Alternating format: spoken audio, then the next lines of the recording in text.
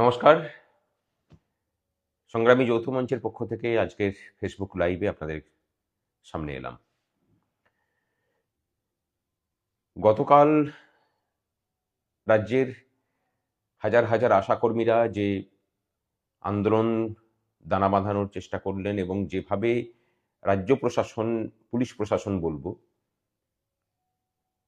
রাজীব কুমারের অঙ্গুলি হিরণে যেভাবে অন্যায়ভাবে অগণতান্ত্রিকভাবে সেই আন্দোলন দমনের প্রচেষ্টা করলেন, গণতন্ত্রের পক্ষে তা মোটেই শুভ লক্ষণ নয়।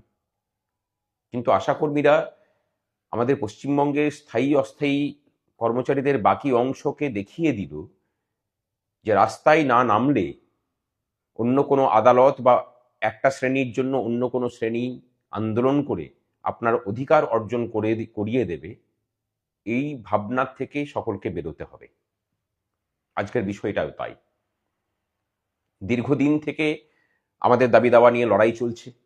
আমাদের প্রত্যেকটা দাবি তার যথার্থতা জনমানসে প্রমাণ করেছে এবং তার জন্য মানুষ আজকের দিনে আমাদের প্রত্যেকটা ইস্যুকে নিয়ে সমর্থনও করছেন। সেটা প্রাতিষ্ঠানিক দুর্নীতি হোক, সেটা অস্থায়ী কর্মচারীদের স্থায়ীকরণের বিষয় হোক, সেটা লক্ষ লক্ষ শূন্য পদে স্থায়ীভাবে স্বচ্ছতার সাথে নিয়োগ হোক, অথবা কর্মচারীদের ন্যায্য মহার্ঘ ভাতা হোক। প্রত্যেকটা দাবি কিন্তু সাধারণ মানুষ সমর্থন করছেন। দুর্ভাগ্যের বিষয়, সাধারণ মানুষ সমর্থন করলেও আমাদের কর্মচারীদের একটা বৃহৎ অংশ এবং পেনশনারদের একটা বৃহৎ অংশ এখনো পর্যন্ত নিজেরা লড়াই করে যে এই অধিকারকে সুরক্ষিত করতে হবে, সেই অধিকারকে অর্জন করতে হবে, তার থেকে অনেক বেশি করে বিশ্বাস করছেন যে কে কখন এই অধিকারটা দয়া করে পাইয়ে দেবে। হাতে সময় কম, সামনে বিধানসভা নির্বাচন। আগামী 27 তারিখ আমরা সরাসরি শহীদ মিনারে জমায়েতের ডাক দিয়েছি। এই প্রসঙ্গে একটা কথা বলে রাখি, এই বার্তাকে সকলের মধ্যে পৌঁছে দিন। আপনাদের কাছে এই ভিডিও এবং এই ফেসবুক লাইভের শেয়ার চাইছি, যেন প্রত্যেক শিক্ষক, প্রত্যেক কর্মচারী, প্রত্যেক পেনশনারের কাছে এই বার্তা পৌঁছে যায়।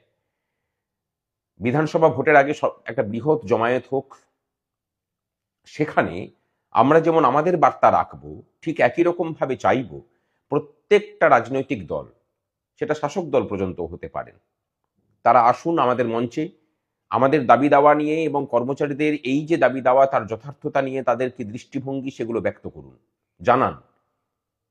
আগামী যে নির্বাচন আসছে সেখানে কিন্তু আমাদের যে ভূমিকা, সেই ভূমিকা কিন্তু প্রত্যেকটা দলের ক্ষেত্রে খুব গুরুত্বপূর্ণ।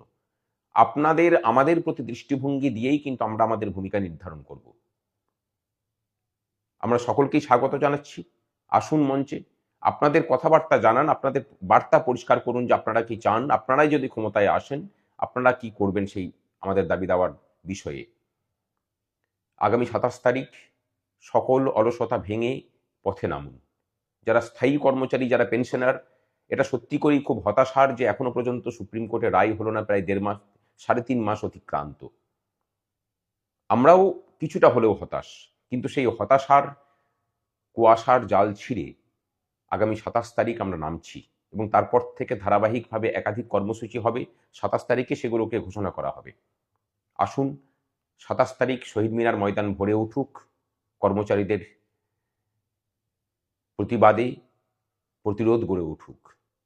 যে সরকার, আমরা যখন দীর্ঘ 3 বছর ধরে লড়াই করছিলাম এবং তার আগে 2019 সাল থেকে যখন ডিএ প্রায় শূন্য ছিল এবং আমাদের আন্দোলনের ফলে যখন একের পর এক ডিএ ঘোষণা হচ্ছিল, আমাদের কর্মচারীদেরই একটা অংশ যারা আমাদের সমর্থন করেন না, তারা বলতেন যে ওটা তো এমনিই দেওয়ার ছিল। এই বছর কিন্তু এখনো পর্যন্ত কোনো ডিএ দেয়নি, কারণ এই বছর এখনো পর্যন্ত আমরা সেভাবে কোনো আন্দোলন করিনি। এখন নামছি, হয়তো ভবিষ্যতে দেবে। সুতরাং একটা জিনিস প্রমাণিত যে আন্দোলনের চাপে পড়েই কিন্তু সমস্ত ডিএ ঘোষণা হয়েছে। বিনা আন্দোলনে কেউ দয়া করে আপনাকে কেউ অধিকার পাইয়ে দেয়নি। অধিকার তো সে দেবেই না যদি সরকারে থাকা প্রধানের নাম মমতা ব্যানার্জি হয়ে থাকেন। তার উপরে চাপ না পড়লে সে কাউকে কারোর অধিকার সম্পর্কে অধিকার হস্তগত করাতে বিশ্বাস করেন না। হ্যাঁ, আপনি যদি দুর্নীতি করতে পারেন তাহলে আপনাকে সুরক্ষিত করার দায়িত্ব তিনি নেবেন, যদি সেই দুর্নীতির অর্থ তার কাছে পৌঁছায়। এই ব্যতীত অন্য কারোর অধিকার সম্পর্কে তার কোনো সচেতনতা নেই এবং তার সেই গণতান্ত্রিক মূল্যবোধও নেই। যারা মনে করছেন যে এই দাবি দাওয়াগুলোর সাথে আপনার যোগ আছে, আগামী ২৭ তারিখ তারা সকলে আসুন এবং এই বার্তা সকলের কাছে পৌঁছে দিন। আজকের মতো এটুকুই।